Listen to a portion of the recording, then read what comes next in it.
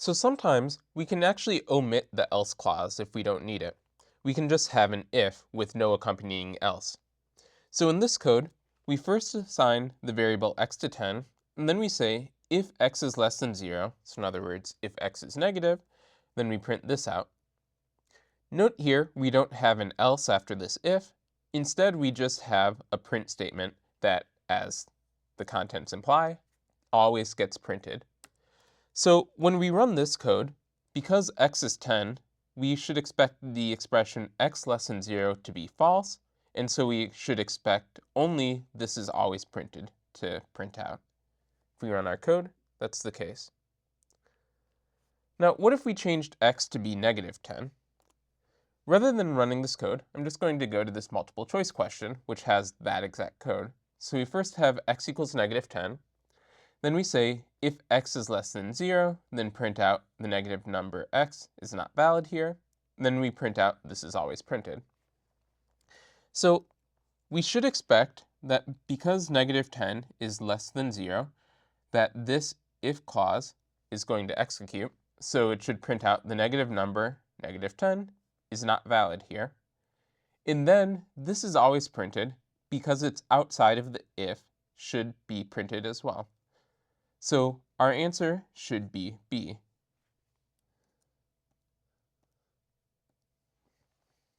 In this question, we have similar code. So we say x is negative 10. If x is less than 0, then print out the negative number x is not valid here. But then we add an else, saying otherwise print x is a positive number.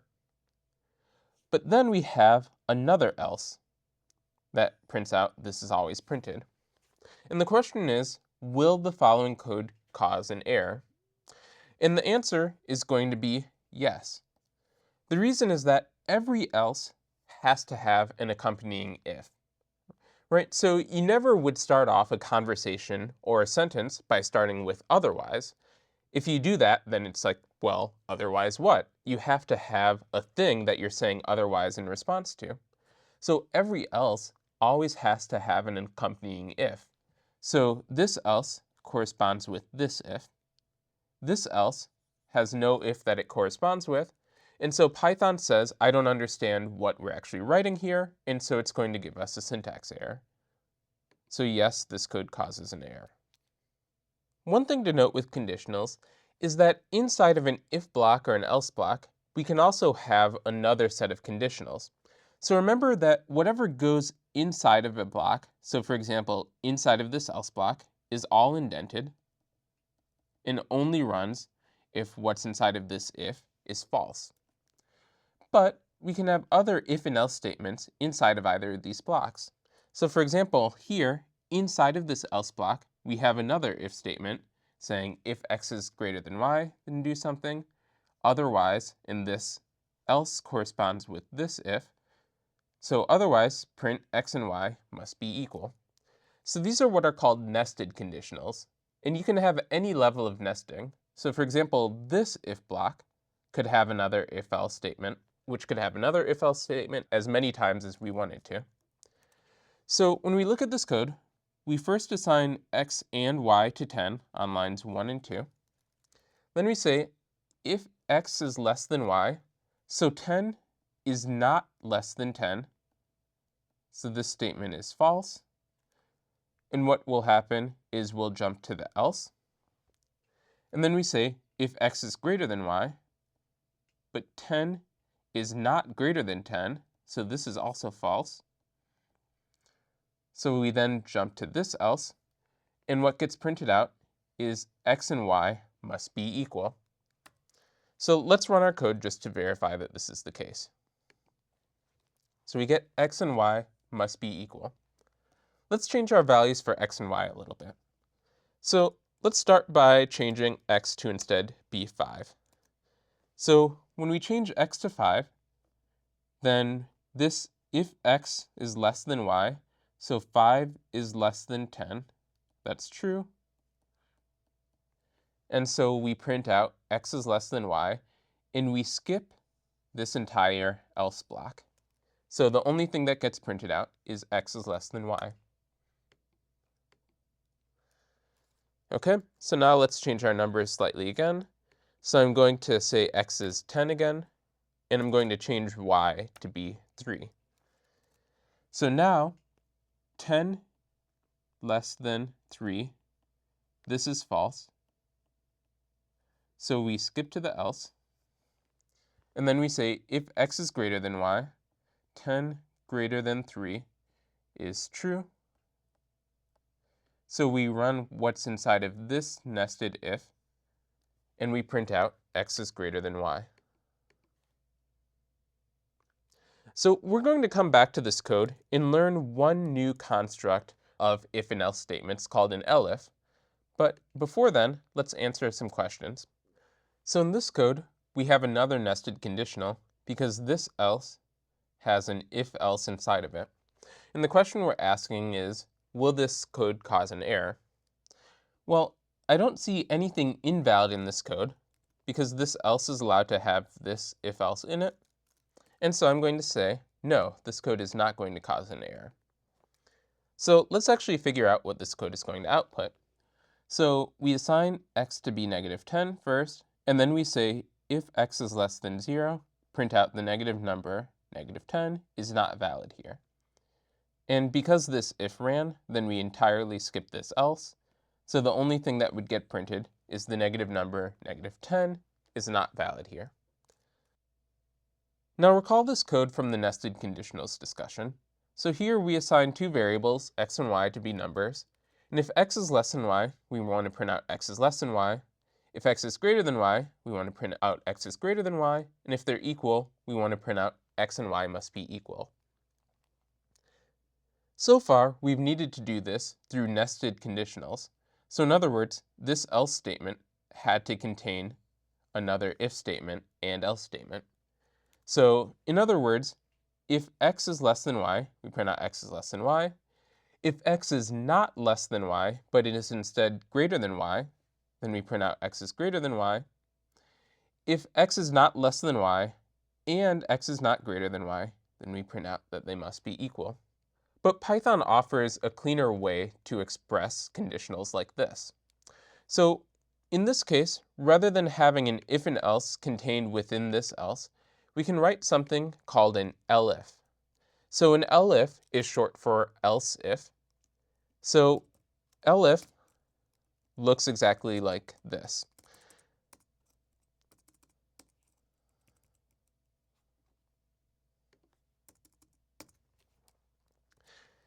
So now we have the exact same logic that we had before, but it's a little flatter and doesn't require nesting.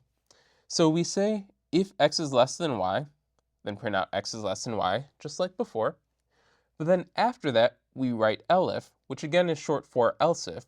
So in other words, if x is not less than y, but x is greater than y, then we print this out. And now this else is saying, if none of the conditions in this elif or this if were true, then run what's in here. So when I run this code, when x and y are 10, then I'm going to print out x and y must be equal. So just like else, every elif has to have an accompanying if. So this elif corresponds to this if, and this else corresponds to this if as well. Remember, you don't start off a sentence or a conversation by saying otherwise. Likewise, you aren't going to start off an if conditional by saying elif. You always have to start with an if. So here's a diagram that explains where you use if, elif, and else.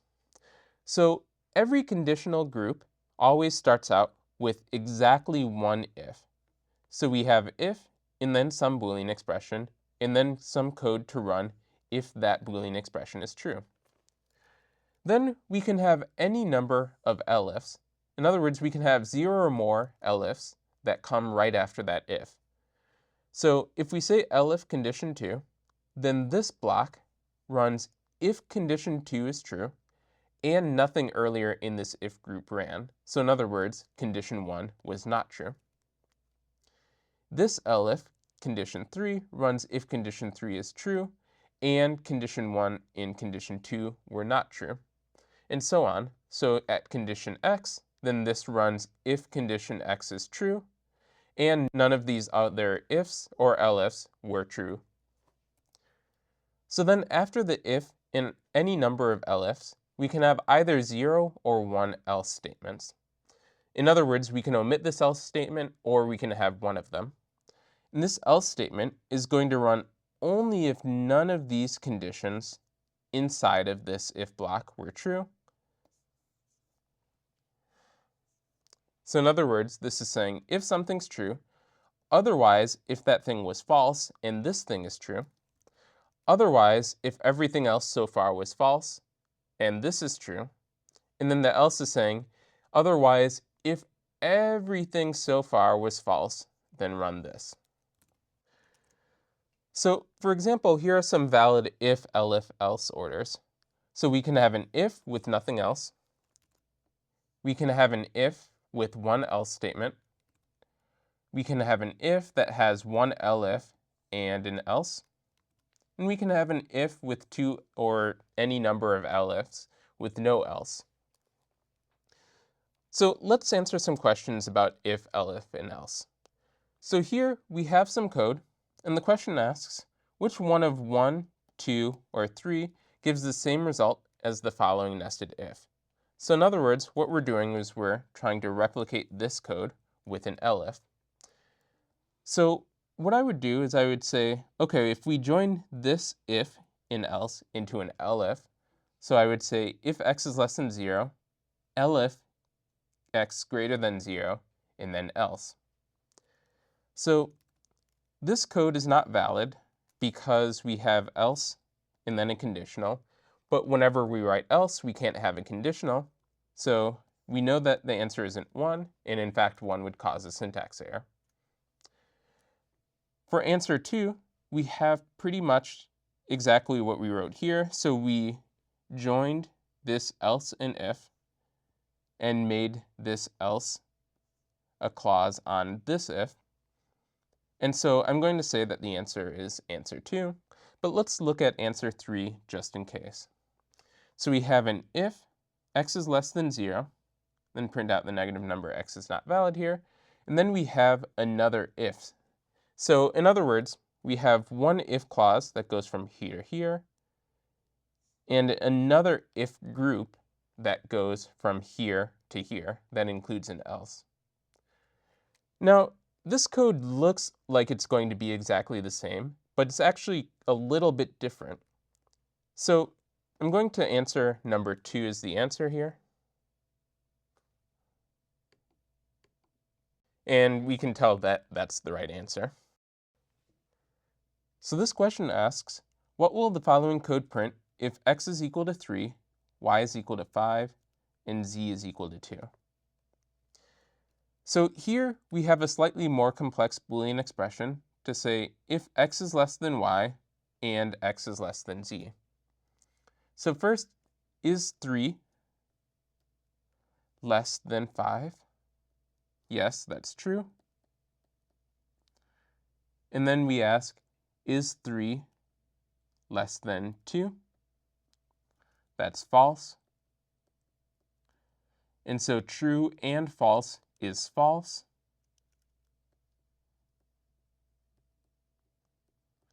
So this if does not execute.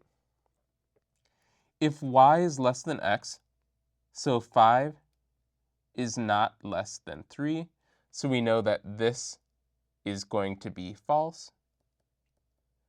And we don't even need to know whether this is true or false because we know that false and any other value is going to be false. And so what that means is that we run what's inside of the else clause. So we print out C. In this question, we're asked to write code using one conditional to find whether the string false is in the string str1, which is specified here.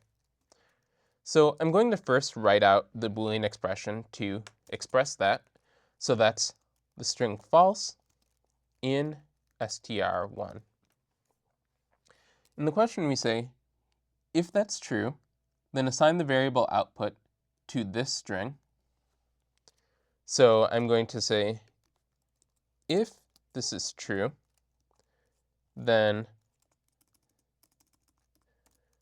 output equals the string false, you aren't you, question mark. And then it asks, check to see if the string true is in str1, and if that is, then assign true, you are you, to the variable output. So I'm going to put that in an elif. So elif true is in str1, output equals true, you are you. If neither are in str1, then assign this string to the variable output. And so we're going to express that with an else. Else, remember else doesn't take a condition because its condition is implicitly that neither of these conditions were true. So we say else output equals neither true nor false.